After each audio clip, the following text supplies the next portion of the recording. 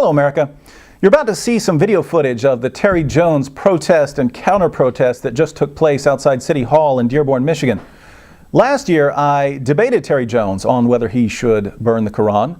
The main reason I'm against burning books is that I think it's an extremely low form of criticism. There are many ways to criticize a position: arguments, debates, parodies, songs, cartoons, paper bag puppet theater, and so on.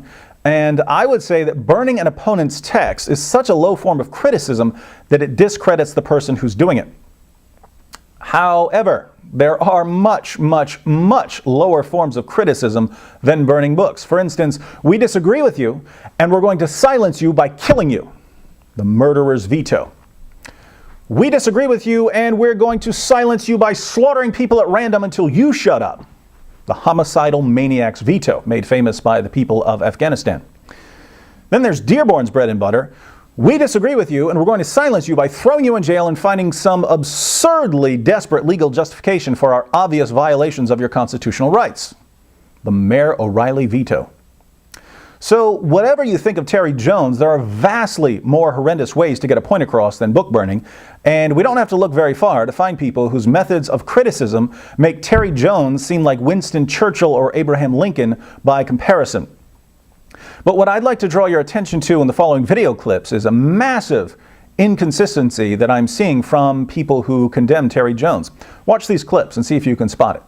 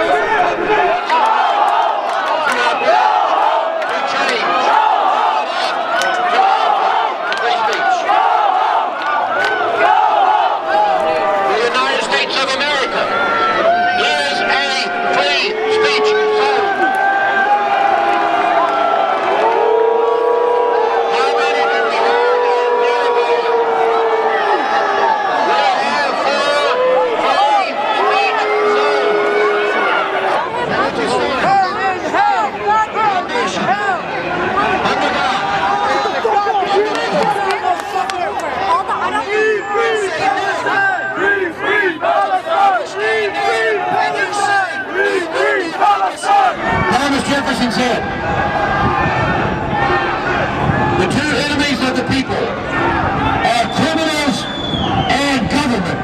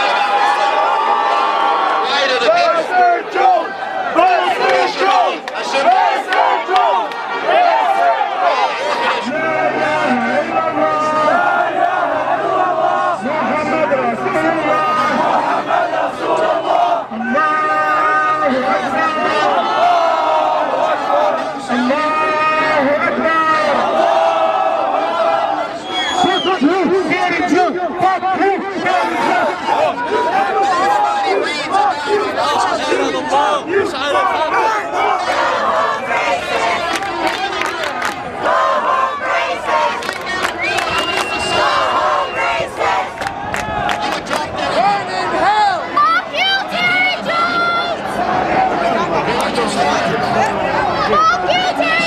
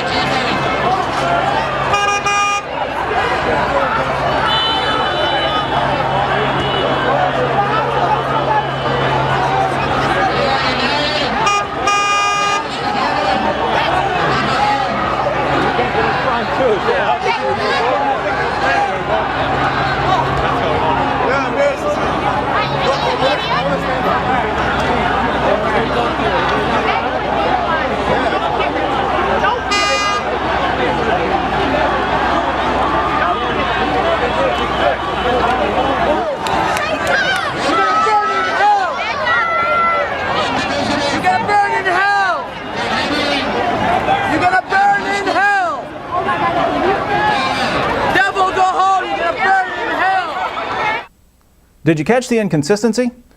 Muslims and non-Muslims are gathered together to condemn Terry Jones for his speech against Sharia and the Quran and Islam. The people protesting against Jones say that his position is intolerant and bigoted and that it divides people and incites violence. So they're condemning Jones and being deliberately provocative because they find his message so distasteful. Now, isn't that exactly what Jones is doing? Isn't he condemning the Quran and being deliberately provocative because he finds it intolerant and believes that it incites violence? Perhaps I can clarify my point with a little paper bag puppet theater.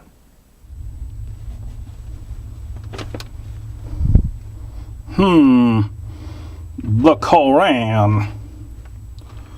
Let's see what this book says. Allah does not love the unbelievers.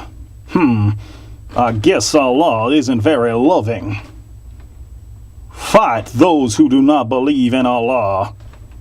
This sounds like it could lead to violence. Do not be friends with Jews and Christians. That can't be good for developing cohesive communities. Christians and Jews who reject Islam are the worst of creatures. Now that's downright offensive. These teachings are evil. I condemn this book. What? How dare you condemn something you find hateful and intolerant? We find your claims hateful and intolerant. Therefore, we condemn you. Burn in hell, Terry Jones. Burn in hell! In other words, if tolerance now means that regardless of what we find in this book or how much we disagree with it, we have to smile and act like it's okay, wouldn't the same apply to Terry Jones? I.e., no matter what he says or how much we disagree with it, we have to smile and act like it's okay? You see, at this rally, people on both sides of the street agreed that when a message promotes violence and hatred, you condemn it, sometimes in a very harsh manner. The only disagreement between the two camps was whether the Quran promotes violence and hatred.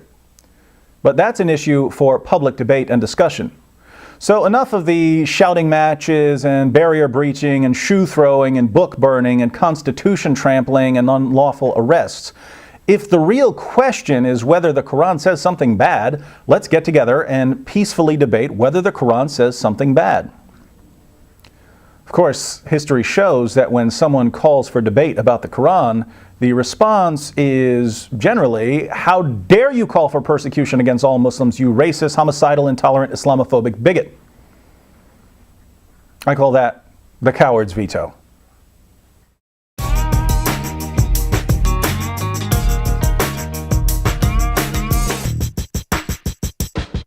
I hope you're recording that the things that you say about Dearborn aren't true.